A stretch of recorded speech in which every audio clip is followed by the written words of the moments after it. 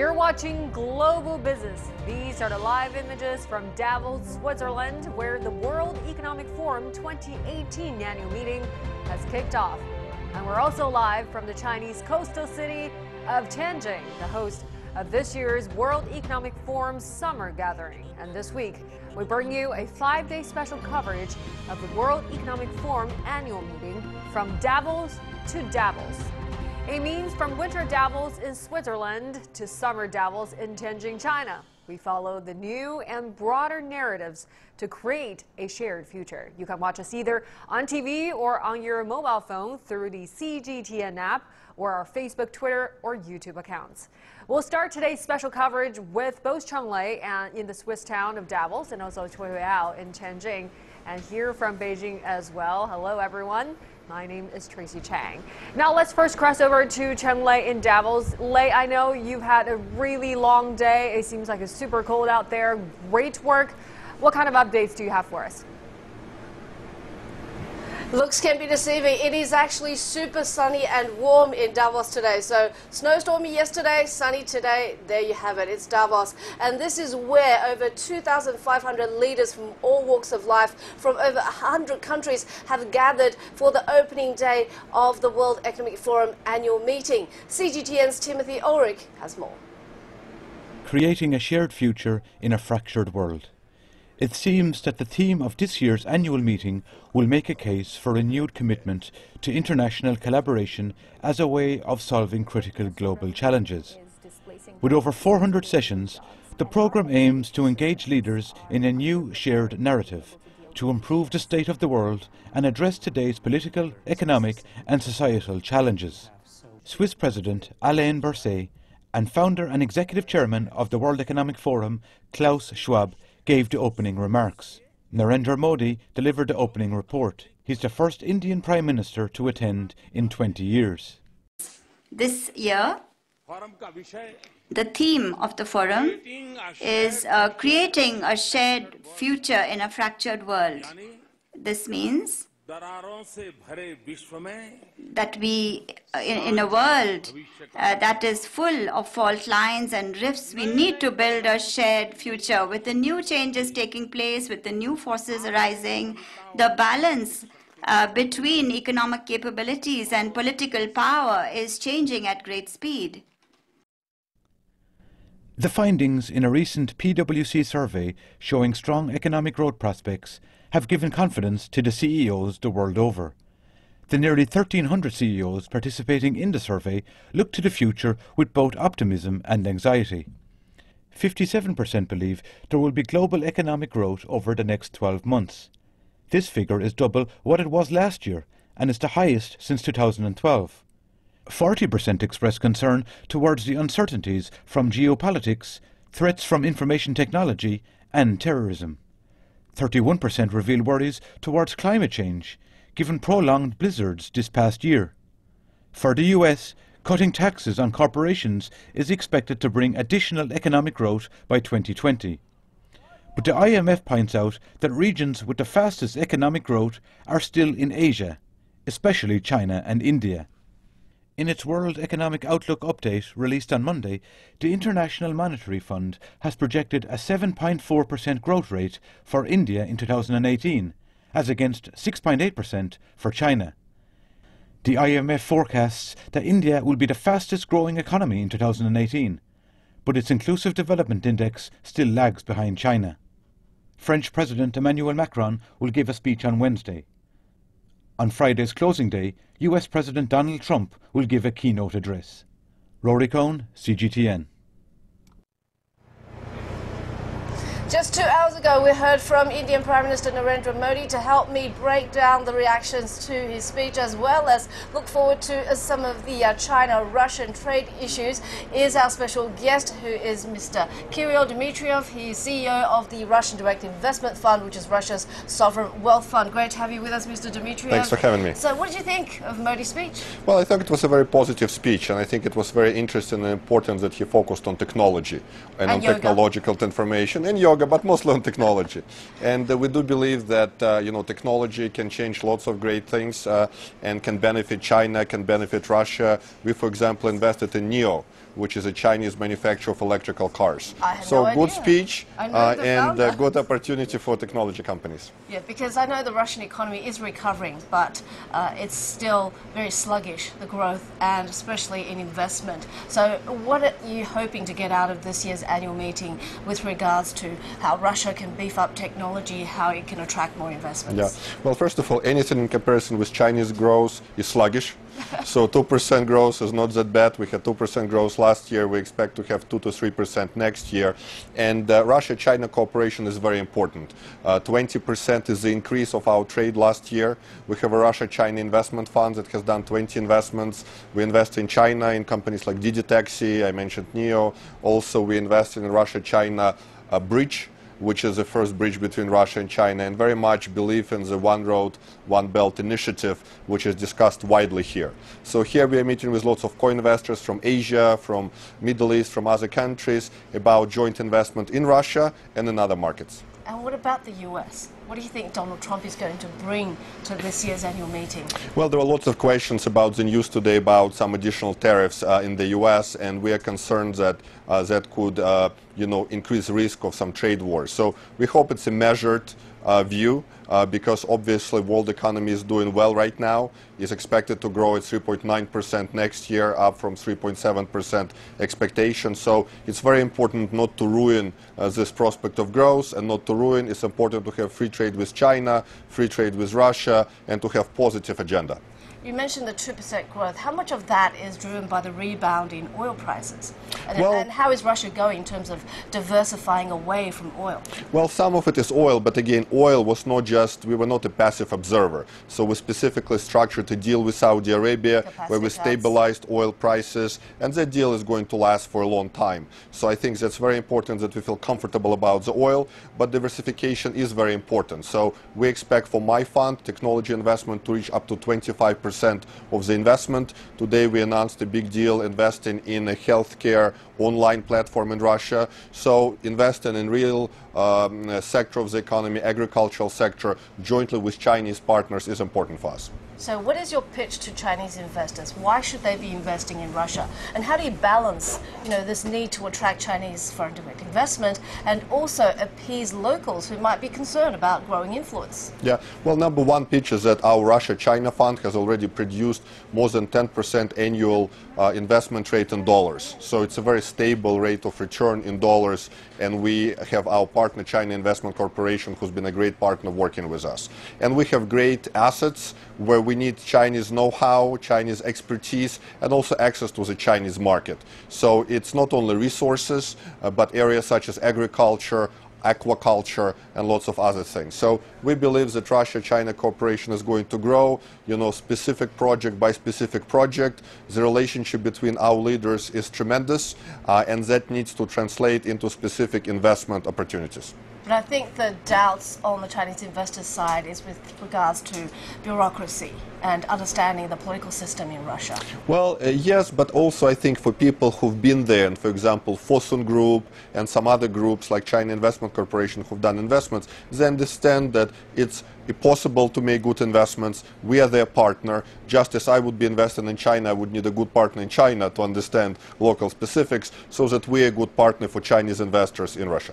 Let's talk about something more fun, which is the World Cup coming up very soon, yes, in a few months in Moscow, and the mayor is here. Yeah. A lot of officials here to talk up more tourism to the city. How do you ensure that the benefits of such an event stays in Moscow, in Russia? Well, for us it's a very important event, and all of the stadiums are ready, and the first match will be Russia-Saudi Arabia, so we hope it doesn't ruin our oil deal based on the results. But really we have major interest, and I think it's an opportunity to show friendly Russia, to show that we've been able to build sport infrastructure very successfully. So very much looking forward to this tournament. We're inviting lots of our friends, our co-investors, to be there as well.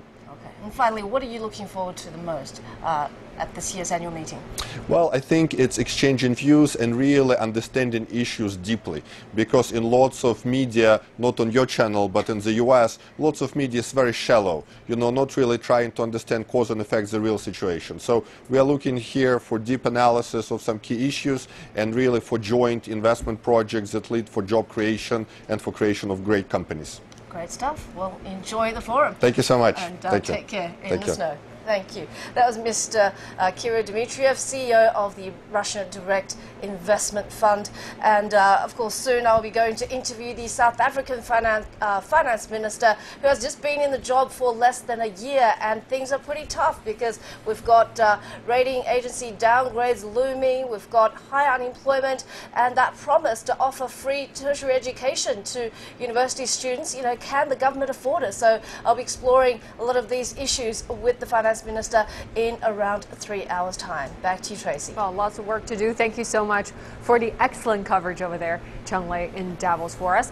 Now let's move on to our correspondent Hu Huiyao in Tianjin. Hi there, Huiyao. I know that it's freezing cold out there where you are. Thank you so much for standing in the freezing cold and covering this for us. So what do you have for us tonight? Hi Tracy, I'm so jealous that Cheng Lei got a very warm day there in Switzerland. We were battling the cold throughout the day, but it's good that we're doing this broadcast here in Tianjin, because by now people know that there is the Winter Davos, officially known as the annual World Economic Forum, which is taking place right now in the small Swiss town. And there's also the Summer Davos, which alternates between two Chinese cities, Tianjin and Dalian. Both were selected in 2007. And at that time, it was seen as a symbolic rite of passage for an emerging economic superpower.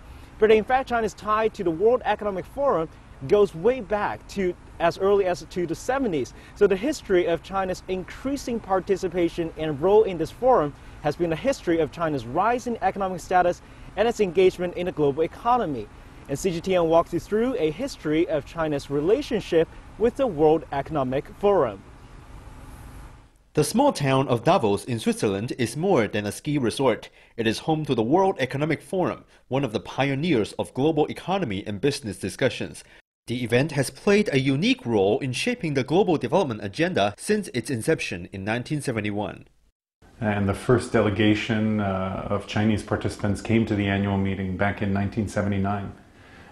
That was a time of seismic changes in China, as the central government started to embrace the global economy with its policy of reform and opening up. The Chinese government rightfully has said it wants to be part of that global conversation, and it's very consistent with the tradition and policies of the opening to the outside world and China's own aspiration now to participate more fully as a responsible global stakeholder. Since then, an increasing number of Chinese policymakers and corporate representatives have been attending the annual meeting in Davos.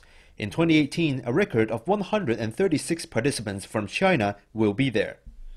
Every year it grows, so I think that reflects, first of all, the capacity of China to participate, simply the number of corporations, the global nature of China, increasingly global, that is one thing. The other is, of course, the interest that the world has, or the importance that the world ascribes to China's participation, and their interest in having China in the room as part of this conversation, whether it's about sustainability or technology or finance. I mean, if you do not have China in the room, you cannot have the conversation. And China's president was also in the room last year. When President Xi was visiting Davos, he complimented the World Economic Forum to say that we are the weather vane of the global economy. And this time, China was seen as a powerful advocate for deeper global economic inclusiveness. It is true that economic globalization has created new problems, but this is no justification to write economic globalization off completely. I mean, last year when Xi Jinping came to Davos and gave a presentation on China and its Belt and Road Initiative, that was viewed by many people who didn't know China as being a very important and new message. China's economy has been diversifying, innovating, and the forum realized that having the annual meeting in Davos was not enough to bring China's views to the world. And that's how the annual meeting of the New Champions, or the Summer Davos, was born in 2007 in China.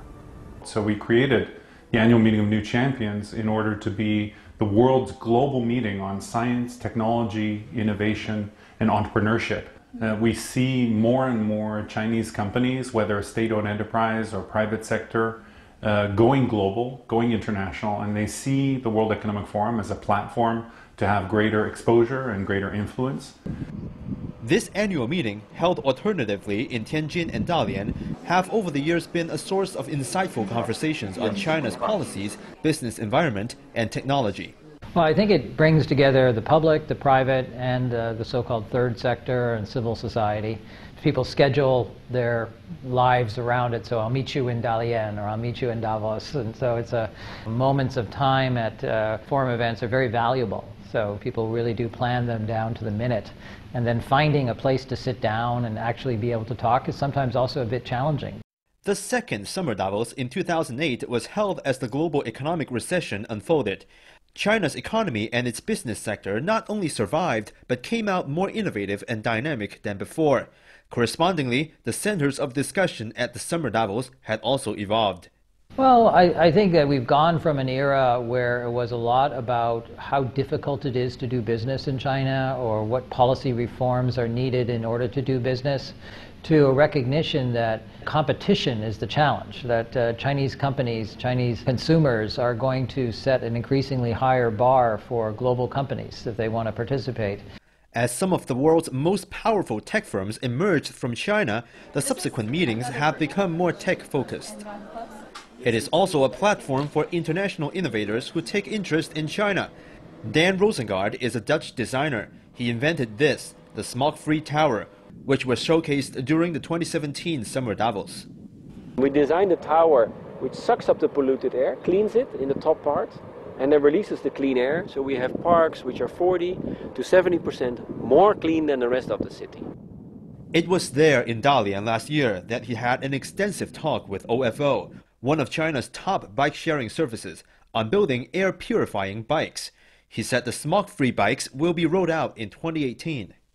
And so that's the power of World Economic Forum, that you put people in a room with an open mind, and they're curious, they're willing to interact. Automatically everybody's sort of at ease and open. And a project like with OFO, like Smog-Free Bicycle, would have, well, maybe never, but very difficult happened if it wasn't there in Dalian being together.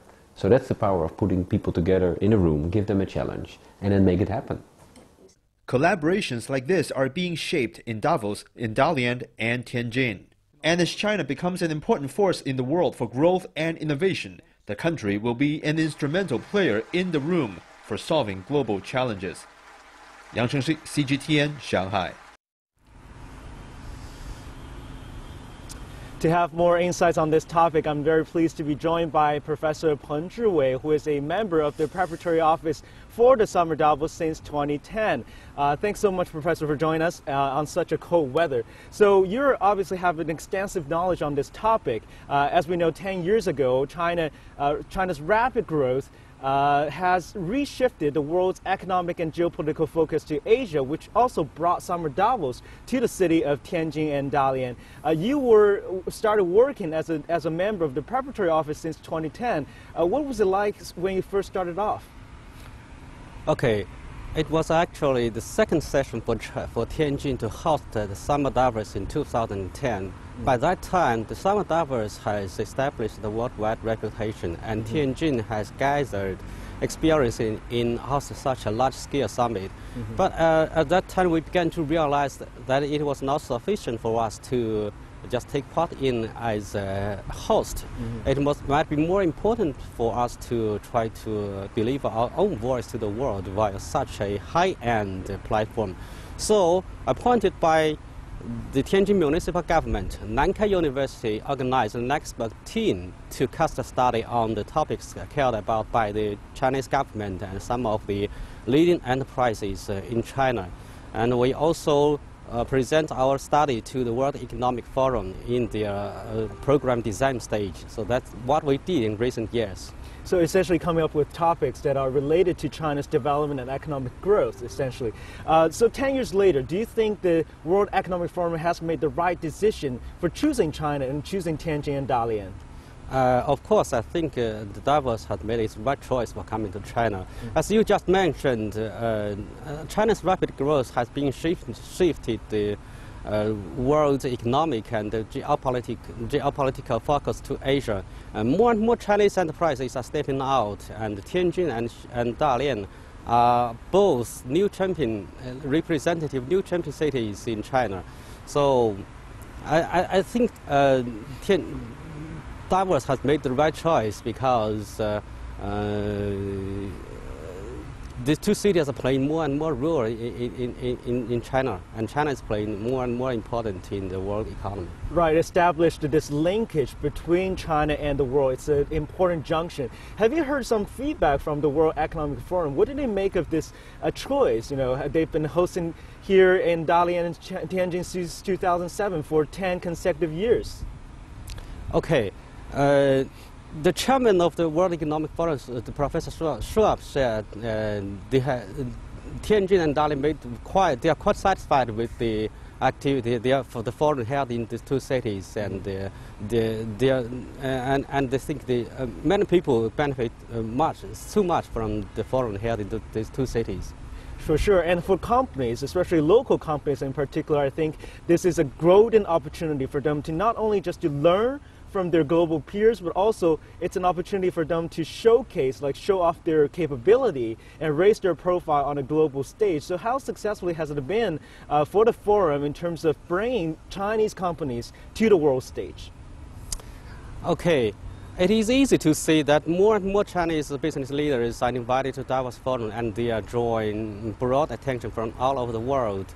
And I think for the question how successful the Davos is bringing Chinese business leaders to the world stage, I think there is a two-tier impact. Firstly, as many Chinese enterprises are playing important roles in shaping the world economy, their leaders have to refresh their mindset and the way of acting constantly. Mm-hmm. And Davos plays as an ideal platform for serving such a purpose. And secondly, due to its incomparable international reputation, Davos can bring a huge advertising effect for the business leaders and their companies. And that advertising effect has already taken some sort of effect, like bring China, not just to getting their name out, but also like registering their names on the global map, essentially. Yes, of course. And thank you, Professor, for joining us. We really appreciate you sharing your insights with us. So really, the world's economy is going through a deep restructuring, and the Davos Forum held in China continues to bring Chinese companies together and the world companies together on a global basis, sharing their experience with world's leading experts on some of the key issues like growth and competitiveness. This is all we have from here in Tianjin. Back to you, Tracy. Thank you very much for the information. That's our correspondent Cho Hei-ao live in Tianjin, where the summer Davos will be held in the coming months. Now you're watching Global Business, special coverage of the World Economic Forum. We'll take a break. How do we mend, heal, and create in a fractured world? More than ever, the World Economic Forum 2018 brings together diverse attendees, not just political and business leaders, but also scientists, inventors, and NGO representatives. Those with big ideas and new solutions for global challenges. Join our team in the Swiss town of Davos and the Chinese city of Tianjin, the host of this year's Summer Davos, as we follow the new and broader narratives to create a shared future. From Winter Davos in Switzerland to Summer Davos in China, our special coverage from Davos to Davos all week starting January the 22nd, only on CGTN.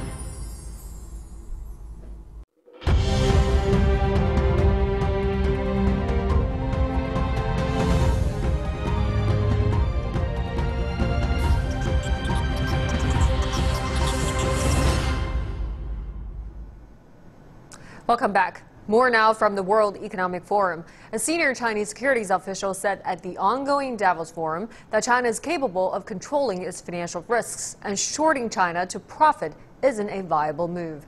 The vice chairman of the China Securities Regulatory Commission, Fang Xinghai, said that given the scale of the Chinese economy, glitches in it could spread worldwide. Fang acknowledged that the Chinese economy has built up significant debt in recent years, but Fang said the government has realized the problem and took corrective measures 2 years ago. And this may be the most upbeat Davos forum for years, according to global energy expert Daniel Yergin. Our Cheng Lei caught up with the IHS Market Vice Chair and Pulitzer Prize-winning writer about U.S. President Donald Trump's Davos appearance, oil prices, and the next energy revolution. I think this, in economic terms, this will be the most optimistic and upbeat conference at Davos for many, many years. I mean, you can feel the optimism almost embedded in the snow because people are, the world economy is doing so much better than many had expected. Just a couple of years ago, the head of the International Monetary Fund referred to the new mediocre, this poor world economy, and now you have a synchronized global economic growth. And whatever the negative topics at Davos, I think the foundations of this is going to be a confidence from business leaders around the world. And do you think Trump will be that catalyst? I think everybody is very interested in what kind of message Trump will deliver. First, people are also very interested in why is he coming to Davos. It didn't seem likely that this is the place that he would choose to come. I think it's well known in Washington that the week before President Trump's inauguration, President Xi Jinping of China gave a very major speech here on globalization, and I wouldn't be surprised if that was part of the calculations on the part of the administration in terms of coming here. I think also Davos is a source of major news around the world, and we know that Donald Trump likes to be in the news. And what do you see ahead for the global oil markets, given that huge uptick in U.S. production? U.S. production has already exceeded Saudi Arabia, and it's thought by sometime next year it will tie or be very close or maybe ahead of Russian production. So this is a big turnaround, and we see a stronger floor under prices, partly because of this OPEC, non-OPEC, Russian-Saudi cooperation, and partly because of the strength of the world economy has translated into stronger demand. And also this kind of disintegration or collapsing situation in Venezuela. But I think companies are still cautious because, prices will go up, but prices will go down. And we will see substantial growth this year, once again coming out of U.S. shale. Where are we at in terms of the next energy revolution? You've said that we've gone through 5 rounds of oil shortage and then technology changing things because price is so good at stimulating innovation. People forget what a powerful force price is. Every price is a piece of message, and people act on those messages. And if we go back 7 or 8 years ago, people were worried about running out of oil. Prices were up, stimulated innovation, opened up new areas. Also, it's one of the things that stimulated the development of electric cars. So all of that is at work. I think that the growth of U.S. supply has been both good for U.S. energy security, but I think it's also been good for global energy security. I think it's been good for Chinese energy security. China is now importing oil from the United States, and it's importing natural gas from the United States. It needs natural gas, and even as China exports to the United States. So I think on the energy side, this interdependence is a very important contribution to the relationship between China and the United States. And tomorrow we'll be watching Canadian Prime Minister Justin Trudeau's speech to the World Economic Forum annual meeting in Davos. Trudeau's address is expected to be a preview of the themes for the G7 Leader Summit to be hosted by Canada in June. Meanwhile, we'll also show you an interview with South African Finance Minister Malusi Gigaba on the issue of human community with shared destiny. We'll also keep an eye on German Chancellor Angela Merkel's special address. So make sure you tune in for all the exciting stories coming out of Davos only on Global Business on CGTN. Now that marks the end for this special edition of Global Business on CGTN. I'm Tracy Chang in Beijing. Thank you so much for watching. Have a good evening.